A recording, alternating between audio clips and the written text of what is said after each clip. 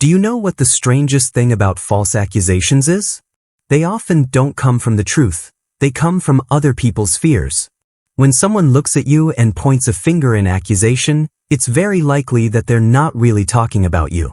They're speaking about the part of themselves they cannot accept. Carl Jung called this the shadow, the dark side of human nature that people don't want to face. Instead of confronting their own pain, insecurities, or mistakes, they project those things onto others, as if you were a mirror reflecting what they refuse to see. And the sad part is, sometimes you end up believing what they say. But pause for a moment. Ask yourself, do their words truly belong to you? Or are you carrying pieces of pain that were never yours to begin with?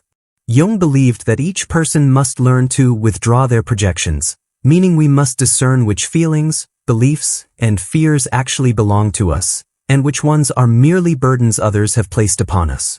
When someone accuses you, chances are, they are unconsciously projecting onto you parts of themselves they cannot control. It could be jealousy, fear of being hurt, or bottled up disappointment they don't know how to release. But if you don't realize this, you can easily absorb it and start living in self-doubt, blaming yourself for things that have nothing to do with you. That's how burdens that aren't yours quietly invade your heart. Jung once said, everything that irritates us about others can lead us to an understanding of ourselves. But conversely, sometimes what others accuse you of is simply what they haven't yet accepted within themselves. You don't have to carry it all. You don't have to be the savior for other people's emotional chaos. What you need is to learn to look directly at these accusations and ask a very important question. What does this really say about me? Freedom begins the moment you refuse to carry emotions that don't belong to you. Jung spent his life reminding us that within each person lies a delicate signaling system, intuition, dreams, fleeting feelings, that constantly tries to guide us away from people and situations that don't align with us. But because we're often too caught up in doubt and self-judgment, we miss these critical warnings. Have you ever felt uneasy after a conversation with someone? That's not oversensitivity. That's a signal. Have you ever experienced guilt even though you did nothing wrong? Perhaps that's the moment you're mistakenly carrying someone else's burden. You have the right, and even the responsibility, to return those burdens to where they belong. Not with anger, not with resentment, but with a loving awareness. I return this to you because it does not belong to me. Jung didn't just teach us how to understand others. He taught us how to return to ourselves. And that journey begins with learning to let go of what was never ours to carry. When you truly grasp this, you will realize every unjust accusation doesn't actually harm you. They are simply opportunities for you to learn how to love and protect yourself even more. Have you ever wondered why a baseless accusation can torment you so much? Why does it hurt so deeply when someone misunderstands you, as if your own truth has just been stolen? It's not simply because you crave validation from others, but because there's a part deep inside you that believes, if they think I'm bad, maybe I really am. That feeling, that inner tremor, is not random. It's your subconscious reacting when your identity is threatened. Carl Jung once said that within each of us, there are parts we have never truly faced. When someone accuses you unfairly, it's easy to assume they're wrong. But the more complicated truth is that your own hidden wounds, your unhealed emotions, will cause you to start doubting yourself. And this is where you need to pause, to ask yourself, does this accusation truly come from them, or does it touch a fragile part of me that I've never had the courage to confront?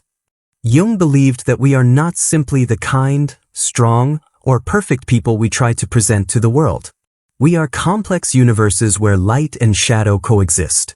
And the people who can hurt you the most deeply are often those who inadvertently touch the very shadows you are trying to avoid. Think back to a moment like that. It might have been a friend, a family member, or an ex-lover. They said heavy words to you, you're selfish, you're not good enough, you're the one with the problem. You know how hard you've tried, how much you've given, yet a part of you panics, fearing that maybe what they said is true. You ask yourself, what if I really am as bad as they say? The moment you begin to question yourself, that is the moment you're stepping through the door of the shadow, a concept Jung used to describe the parts of the self we refuse to acknowledge. But remember this, Jung didn't say the shadow is something to eliminate. On the contrary, he taught that you need to look at it directly, understand it, and learn to accept it. The shadow is not the enemy. It's the key that unlocks the door to true growth. When you're unfairly accused, instead of rushing to deny it, try pausing to listen for the hidden message. Not to believe the accusation, but to understand why it wounds you so deeply. Could it be that you're carrying unnamed fears?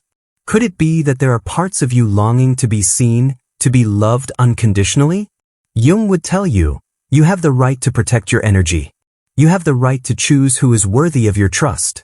And most importantly, you have the right to stop carrying guilt and emotions that were never yours to begin with. The journey of healing begins with daring to face your own shadow, not to judge it, but to understand it.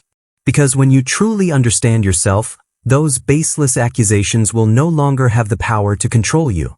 You will return to your true self, whole, free, and complete.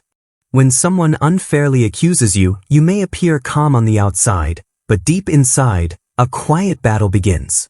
Part of you wants to stand up and defend yourself. Yet another part, fragile and vulnerable, starts to wonder, what if they're right? What if I really am the one with the problem? This is the moment you come face to face with the door to your shadow, a concept Carl Jung once described as central to the journey of self-understanding. The shadow isn't something you can easily see. It's not the part of you that you proudly show to the world. On the contrary, it's the part you try to hide, the part you try to ignore, repressed emotions, nameless fears, the negative beliefs about yourself that you've unconsciously wrapped up and buried deep within your mind. But no matter how much you try to dismiss it, the shadow remains. Often, the people who enter your life, especially those who cause you pain or treat you unfairly, are the mirrors reflecting that hidden darkness. You might ask yourself, why am I so easily hurt by these accusations? Why do I believe them even when I know they're not true? Jung would tell you, it's because a part of you, the shadow, believes them too. It's the part you haven't yet had the courage to face, to bring into the light. And here's the beautiful truth. Those painful moments, the times when you feel misunderstood or treated unfairly, they are opportunities for you to recognize your own shadow. Jung did not see negative emotions as something to avoid or eliminate. On the contrary, he believed they are the language of the soul, crucial signals you must pay attention to if you wish to truly grow. Pause and feel. When was the last time someone hurt you? Which of their words keeps replaying in your mind, even though you've tried to dismiss them? What inside you was shaken? What part of you was touched in that moment? That is your shadow speaking. This doesn't mean you're wrong. It doesn't mean you have to accept the accusations of others. But it is a reminder. Within you still lie old beliefs that have not yet been healed. There are still parts of you haven't dared to fully see. Jung once said that the path to wholeness is not about running from the shadow, but about having the courage to integrate it into yourself. You don't have to be perfect. You simply need to be honest enough to acknowledge, yes, I have fears. Yes, I carry old wounds. And that is perfectly human. This acceptance will free you from the control of others. When you understand that negative emotions are not signs of weakness, but rather the soul's call for attention, you will stop giving others the power to define your worth. Now take a deep breath. Don't be afraid to face your shadow. Because on the other side of the darkness is where your inner light is born. Your energy is sacred. This is not a cliché, nor is it a fleeting piece of encouragement. It is a truth you must engrave into your heart and fully understand with both your mind and soul. You cannot freely give your energy to just anyone simply because they ask, because you're used to pleasing others, or because you fear being seen as selfish. More importantly, you must never offer it to those who consistently make you feel guilty about being yourself, those who accuse you without reason. Carl Jung once said that each of us has an inner space, a secret garden. In this garden lie our thoughts, emotions, memories, and the truest parts of ourselves. This garden can blossom with vibrant flowers if you know how to tend to it with care and protection. But if you allow others to step in without respect, if you let them trample on what you've patiently nurtured with love, it won't be long before that garden withers. Your energy, your life force, will be drained. Yet in life, we are often taught to always keep our hearts open, to forgive, to accept everyone, even those who repeatedly harm us. We're encouraged to move past the hurt and keep giving, as if endurance is the proof of love. But Jung teaches us something different. You need boundaries. You need to say no to those who do not honor you. You must protect yourself from toxic relationships, or else you will lose yourself in the effort to save what cannot be saved. Have you ever asked yourself, why do I feel exhausted around certain people? Why does my heart feel tangled after conversations with them? It's not a coincidence. It's the voice of your subconscious, your inner warning system coming alive. And perhaps you've ignored it before. You've convinced yourself, maybe I'm just too sensitive, maybe I should try a little harder, maybe I'm overreacting. But the truth is, your body and your soul always know. They always send you clear signals. It's just that you haven't had the courage to truly listen. Jung believed that those who unfairly blame you are not the ones who see you most clearly, they are merely projecting themselves onto you. They see the parts of themselves they do not want to face, and they choose to push those things onto you. They make you feel like you are the problem, when in fact, the problem is not you. The problem is their own unhealed wounds, the parts of their shadow they have yet to confront. So you don't need to bend yourself to be accepted by people like that. You don't need to shrink to fit the mold they have created. What you need to do is to stand tall in your authenticity, in your self-respect, and in the deep understanding that your energy is sacred, and you have the right to choose who is worthy of stepping into that space. And you must walk the path alone, in silence. The bright path seems easier. The people on it applaud, they cheer, they tell you that you're doing the right thing. But if you listen carefully, you will realize, they're not cheering for you, they're cheering because you're making them comfortable. You're living in a way that pleases them. The other path, the dark one, where no one is waiting for you, where you must clear the branches blocking your way yourself, is the path that leads you back to yourself. It's not easy. You may feel fear, you may feel loneliness, but it's the place where you will find your own truth. It's where you will stop living to satisfy others and start living in alignment with yourself. Letting go doesn't mean slamming the door in anger. Letting go is a peaceful act. It is the choice to no longer carry what is not yours, to no longer hold the accusations that do not belong to you. It is a gentle reminder, I can love you, but I cannot take responsibility for your emotions and your life. You don't need to argue to prove you're right. You don't need to exhaust yourself to be understood. Because the truth remains the truth, whether or not anyone accepts it. And the most important truth is, you are worthy of peace. When you start living this way, when you walk the path of honesty with yourself, you will begin to see miracles. You will find yourself smiling more, feeling lighter, and slowly, the people around you will shift. The right ones will stay, the wrong ones will quietly drift away.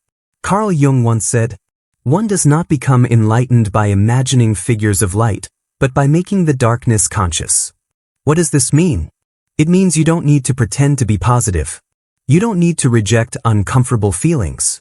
You only need to face the painful parts, both yours and those of others, and bravely recognize, this is not mine.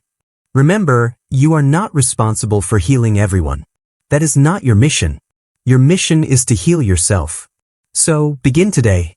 When you feel someone is placing a burden on your shoulders that doesn't belong to you, take a step back and say, I choose to let go. I choose my peace. I choose my path. You will not lose them because you let go. You are simply returning their responsibility to them. And in return, you will reclaim yourself, whole, free, and stronger than ever.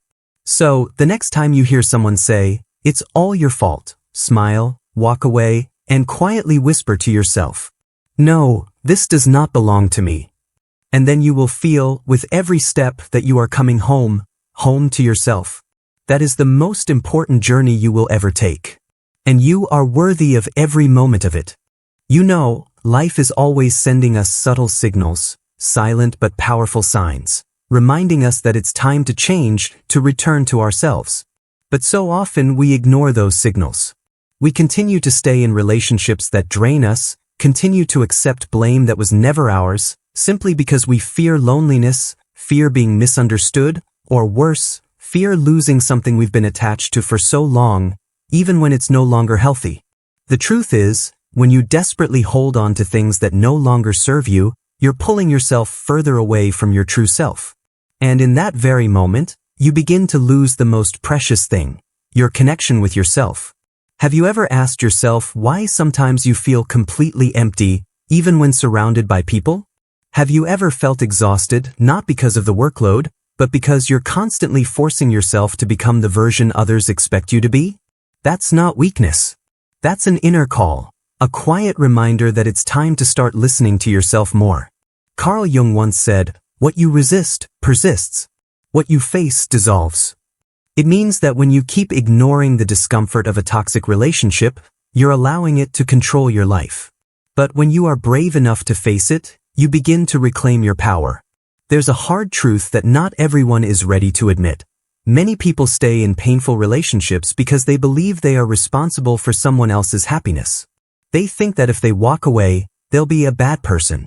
But the truth is, you cannot save anyone by sacrificing yourself. You cannot help someone grow while you are slowly being worn down. You cannot be a light for others if you're constantly trapped in darkness yourself. We grew up believing we must always be good in the eyes of everyone. But you know what? Not everyone deserves your kindness. There are people who will take advantage of your goodness, who will blame you as a habit, who will make you feel like you're never enough. And you don't have to carry that anymore. You have the right to choose to step away. You have the right to choose what nourishes you, not what slowly withers you. Start by listening to the smallest signals, the tightness in your chest, the unease when you find yourself explaining over and over again, the sleepless nights spent replaying someone's blame for something you didn't do. Those feelings don't lie. They are messages reminding you that you deserve better. And when you find the courage to let go of guilt that was never yours, you not only save yourself, you also give others the chance to learn how to respect their own worth.